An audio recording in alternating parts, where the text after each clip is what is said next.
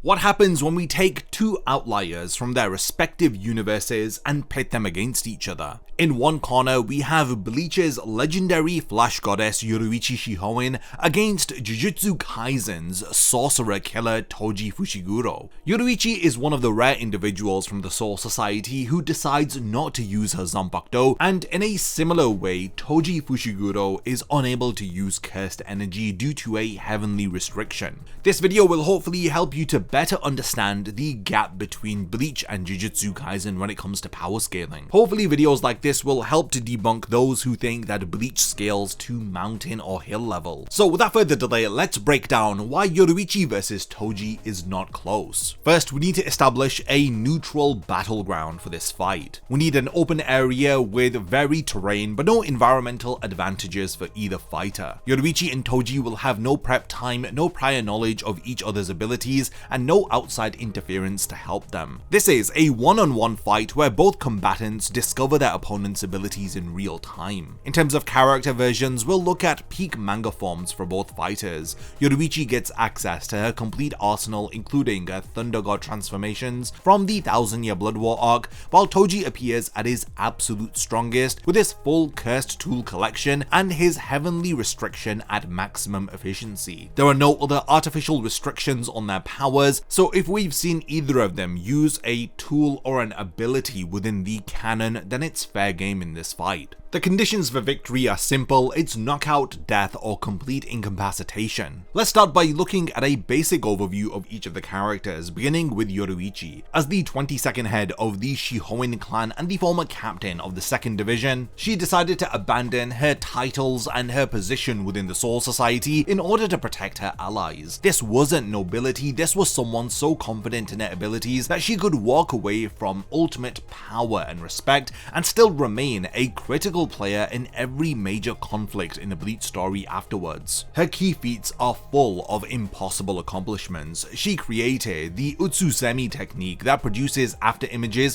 which are solid enough to bleed when struck. During her chase with Byakuya Kuchiki, she performed over 300 Shumpo steps while carrying an unconscious Ichigo before showing any signs of fatigue. During the Arrancar invasion of Karakura town, we see Yoruichi battle against Yami, the physically strongest Espada. She caught his full power punch and simultaneously threw him across the battlefield using only base form strength. She demonstrated impressive raw power when she used her anti-hero armor against Aizen. Her Ryoken technique became the first attack to crack Aizen's impenetrable shell while destroying an entire city block in the process. Bear in mind, this happened without accessing her Zanpakuto or her Bankai, which represents her untapped potential that most characters never get to demonstrate. It's known within the Bleach manga that Yoruichi has never mentioned her Zanpakuto. We don't even know its Shikai or its Bankai. Within the Can't Be Your Own World light novels, she does mention that she doesn't use her Zanpakuto because she is stronger when just using Shunko. Now it's because of this that she needs to comfort her upset Zanpakuto spirit every single day. Yoruichi's signature abilities center around the mastery of Shunko. This is a technique that she invented by combining Hakuda with Kido. The lightning-based, pressurized spiritual energy doesn't just enhance her physical attacks, it literally transforms her into a lightning rod. Her Thunder God form creates massive electrical columns that dwarf buildings,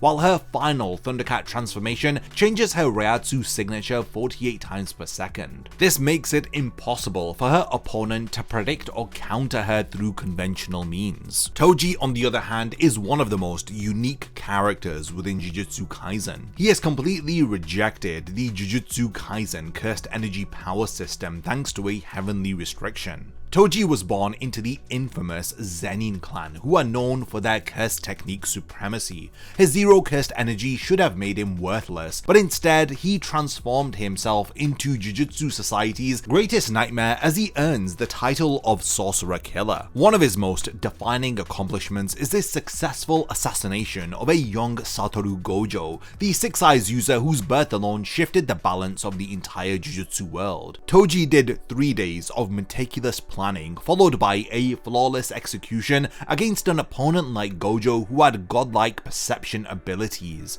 Toji systematically dismantled the strongest sorcerer alive through strategic superiority rather than brute force confrontation. When he was resurrected during the Shibuya incident arc, he demonstrated even more impressive feats. Against special grade Curse Dagon, who had been overwhelming 3 elite sorcerers at the same time, Toji's appearance immediately shifted the entire battlefield dynamic. He systematically destroyed increasingly powerful Shikigami while running on water and progressively accelerating throughout the fight. He ultimately exercised a special grade curse that had seemed nearly invincible moments before. His signature abilities revolve around the mastery of curse tools with his insane arsenal of weaponry. The inverted spear of heaven completely nullifies any cursed technique on contact. This includes Gojo's Limitless. The split soul katana bypasses physical durability in order to cut directly at souls, while Playful Cloud's power scales with the user's strength,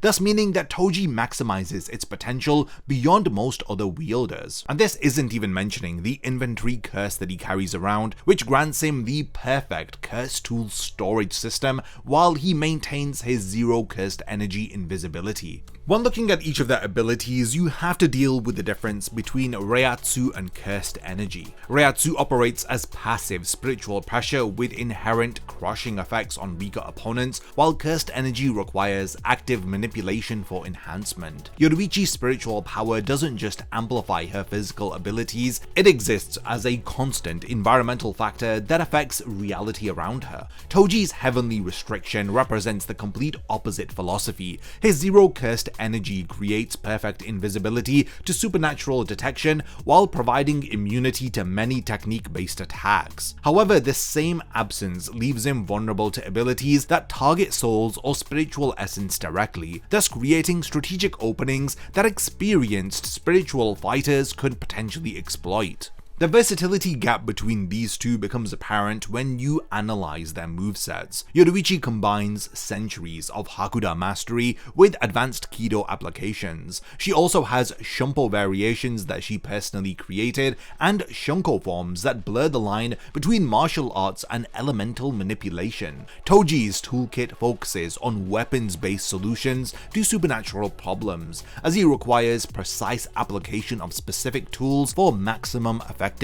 So prep time is an essential component for Toji to be successful, but he doesn't have that while going into this battle against Yoruichi. It was actually thanks to prep time which had allowed him to gain an upper hand against a young Gojo. Now let's compare their raw strength. Toji's Heavenly Restriction grants him superhuman physical capabilities which exceed normal human limits by massive margins. His ability to effortlessly manipulate special grade curse tools and to destroy special grade curses through pure physical force highlights legitimate power that would threaten most opponents. Yoruichi's strength feats, on the other hand, always surprise her opponents who expect her to just focus on speed. Her showcase against Yami and the anti-hero demonstration shows that her physical power reaches absurd levels when she is properly channeling her strength.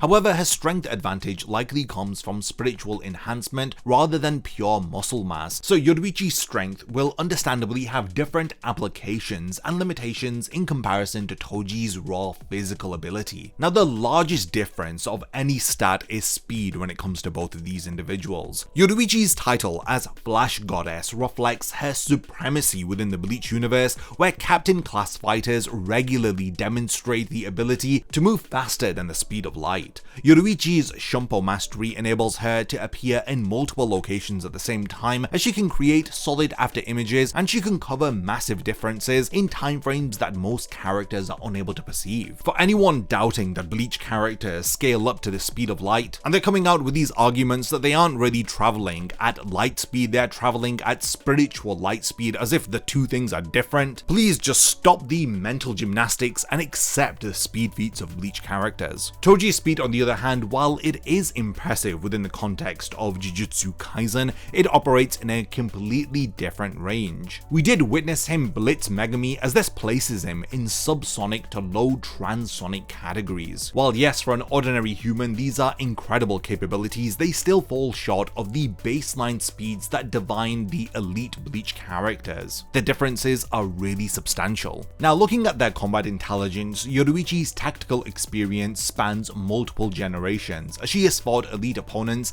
and taken part in massive conflicts involving the fate of entire realms. Her ability to adapt mid-battle stems from pattern recognition, which she has developed across centuries of high-stakes encounters against diverse opponent types. Toji, on the other hand, has strategic brilliance as he focuses specifically on anti-supernatural warfare. His systematic approach to eliminating a young Gojo demonstrated intelligence gathering, weakness exploitation, and tactical adaptation, which successfully overcomes seemingly impossible odds. His ability to analyze and counter curse techniques in real time while maintaining perfect weapon control highlights his tactical processing, which rivals much more experienced opponents. There's a huge gap in the battle experience of both fighters. Yoruichi's combat history expands for centuries. This is thanks to her above-average lifespan as she belongs to the Soul Society. While Toji has way fewer years of combat experience, he is specialized in defeating supernatural opponents who rely heavily on special abilities rather than pure physical combat. But unfortunately for him, Yoruichi is not only a speed specialist, but she specializes in hand-to-hand combat. When looking at their durability and stamina, Yoruichi's durability stems from spiritual pressure resistance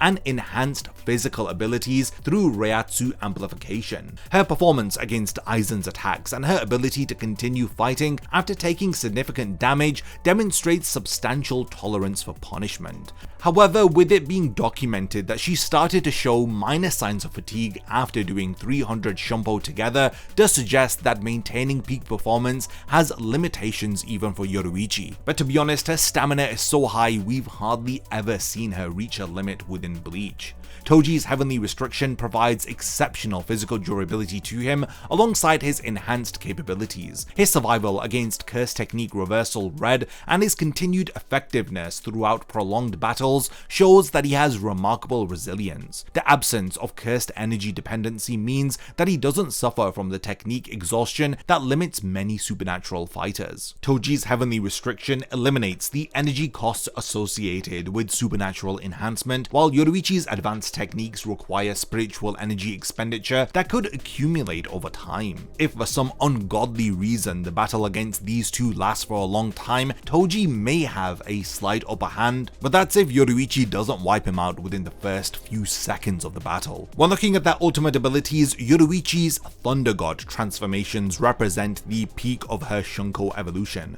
Her Raijin Senkai creates massive electrical columns with devastating effects to the area, while her Thundercat form provides the unique Reiatsu changing ability that makes her essentially unpredictable. These transformations together don't just increase her power, they actually alter how she can be fought against. The weakness of her ultimate forms lies in their specific activation requirements and behavioral changes. The Thundercat transformation removes her tactical intelligence while requiring external control, creating vulnerabilities that intelligent opponents may be able to exploit if they can even keep up with her. Yoruichi doesn't like using the Thunder God transformations, and within the series, Urahara had transformed her against her will by injecting her in order to activate the form. When it comes to Toji's ultimate abilities, they actually come from a perfect utilization of his curse tools, combining them together rather than a single overwhelming technique. The inverted spear attached to the chain of 1,000 miles provides him with infinite range technique nullification,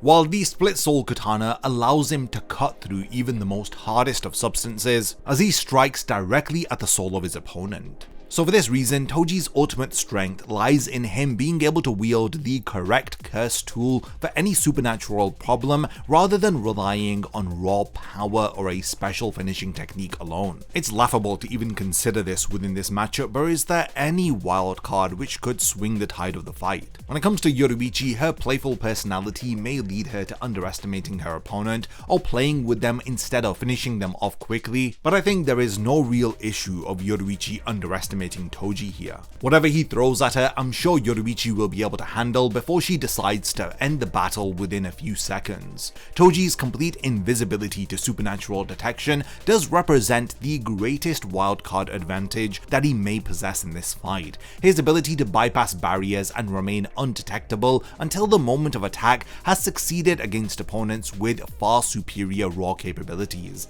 However, this advantage diminishes significantly once open combat begins and his position becomes known. I mean, even if you were to attempt to surprise attack Yoruichi, she is so fast that she would appear behind Toji before he could even blink. So after breaking down each aspect of this matchup, the stats do speak for themselves. It was always obvious Yoruichi dominates in almost every single category in this matchup. Even engaging in direct combat is impossible for Toji, as her centuries of combat experience provides her with pattern recognition and adaptation capabilities that would allow her to identify and counter his curse tool based strategies quickly. And like I mentioned, there's no way that he would be able to surprise attack her. Even if you give Toji 1 year to prep for this battle, there is no way that he's gonna win. I did ask my community what they thought about this matchup, and we had thousands of votes, and the results speak for themselves. 90% think that Yoruichi would win, while 10% think that Toji would win. I'm surprised that Toji even got more than 1%,